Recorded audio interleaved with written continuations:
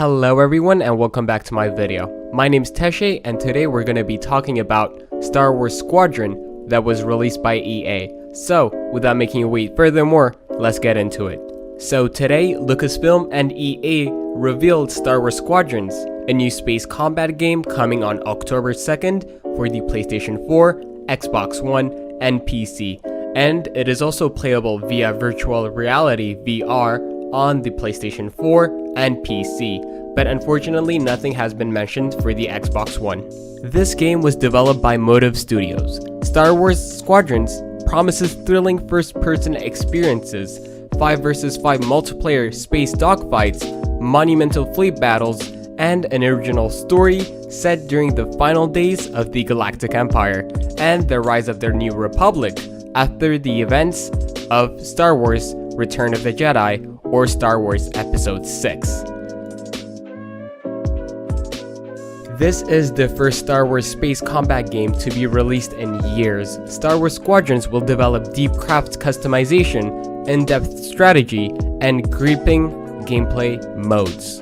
In Star Wars Squadrons, players will enlist as starfighter assaults, stepping into the cockpit of legendary starfighters from both the New Republic and Imperial fleets. They'll plan to skirmish with their squadron in the briefing room before taking off to space battles across the galaxy. Players will engage in strategic 5 vs 5 multiplayer space battles with the goal of demolishing the opposite flagship in fleet battles and feel the rush of the first-person multiplayer combat as they work with their squadron and execute the best tactic to defeat as many opponents as possible in the dogfight. Pilots will triumph as a team, adjusting the composition of their squadrons to suit their playstyles as they progress, crushing their opponents and completing objectives across known and never-before-seen locations, including the gas giant of Yavin Prime and the shattered moon of Galicia. Presented in first person, Star Wars Squadrons is truly immersive and gamers can play it entirely in virtual reality on PlayStation 4 and PC, but nothing has been mentioned for the Xbox One. Based on the trailer for Star Wars Squadrons that I've seen, the Imperial ships that I saw was the TIE Fighter, TIE Interceptor, TIE Bomber, Imperial Star Destroyer, TIE Reaper, and these 2 cruise ships that I couldn't identify.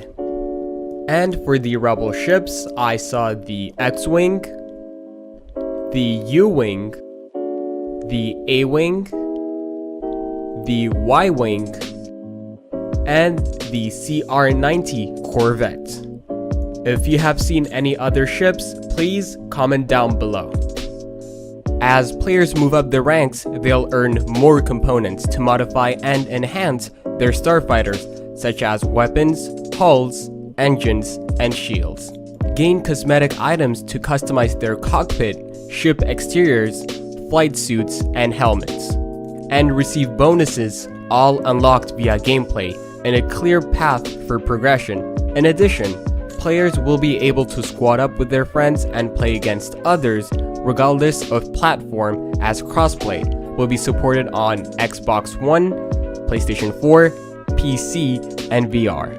Star Wars Squadrons will also feature a single-player story that brings to life events following the Battle of Endor when the Rebel Alliance has successfully destroyed the Death Star 2. Through the story, players will learn what it means to be a pilot as they battle from the alternating perspective of 2 customizable pilots, one serving in the New Republic's heroic Vanguard Squadron, while the other fights for the Galactic Empire's fearsome Titan Squadron.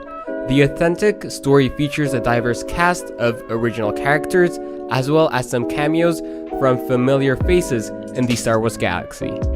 It is interesting to see that the Squadron series has been revived, since I know Star Wars Rogue Squadron, or Star Wars Rogue Squadron 3D for PC, was a video game that was released for the Nintendo 64 video game console and the PC on December 7, 1998. It was one of the first Nintendo 64 games to support the console's expansion pack, which allowed higher quality graphics to be displayed while playing. The story is set between the Star Wars Episode 4, A New Hope, and Star Wars Episode 5, The Empire Strikes Back's beginning, 6 months after the Battle of Yavin, with the exception of the final and secret levels, and shows the mission set during the formation of Rogue Squadron, led by Luke Skywalker and Wedge Antilles. In 1999, Star Wars Rogue Squadron won the Origins Award for Best Action Computer Game of 1998. The success of Star Wars Rogue Squadron led for it to have another sequel known as Star Wars Rogue Squadron 2 Rogue Leader. So, Star Wars Rogue Squadron 2 Rogue Leader was a video game that was released in 2001, and it was exclusively on the GameCube. It was developed by Factor 5 and published by LucasArts. Rogue Leader was the first sequel to Star Wars Rogue Squadron. So, it is interesting to see that EA is taking this new series and trying to either remaster it or give it a new touch. Either way, I am really happy that this game is going to be released. So, based on the information I gave you, I was really happy with most of the information. But I am not happy with only one thing. It's that this game is going to be first person only. We all know that Star Wars is very unique to us due to third person and first person perspectives. Some have the advantage with the third person perspective because you can see what happens beyond your wings, and some use the first person to get the feel of how it feels to be a pilot.